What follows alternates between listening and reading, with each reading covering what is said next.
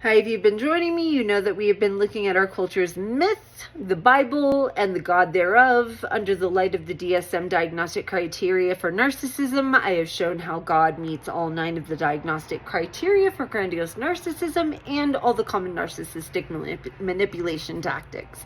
We're about to get to the good part, though, folks. As I guaranteed at the beginning, this conversation is ultimately not going where you think it is.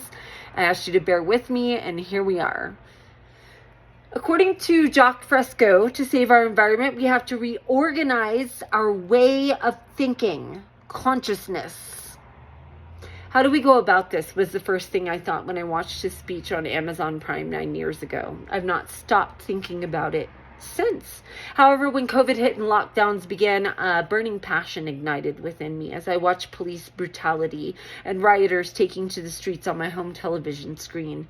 I knew something had to change. I just didn't know what. And at that point in my life, I had been in a really toxic relationship with a narcissistic abuser for 9 years. Astronomer Jeff Hoffman's documentary opens with the visual of how insignificant we are in the cosmos, which is the exact opposite of how we view ourselves within this globe. Having altered and worshipped the narcissistic consciousness, we view ourselves as supreme. Having allowed childish thinking to lead our nation, and a little child shall lead them, we have been far more destructive to our environment than necessary. In their book, Born for Love, authors Mia Salovitz and Bruce D. Perry, MD, PhD, highlight the important yet endangered role empaths play in our society.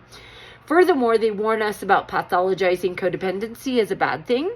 We humans depend on one another.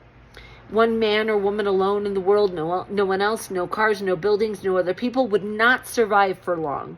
We need each other. We as a species are codependent.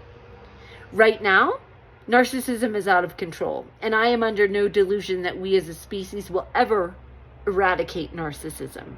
Just as I suffer from the mental disorders chronic complex PTSD, ADHD, and dissociative identity disorder, narcissists suffer from narcissistic personality disorder. To think of eradicating narcissists from the human species would require me to adopt the narcissistic mentality, like Hitler. I'm not capable of doing that. Join me next time.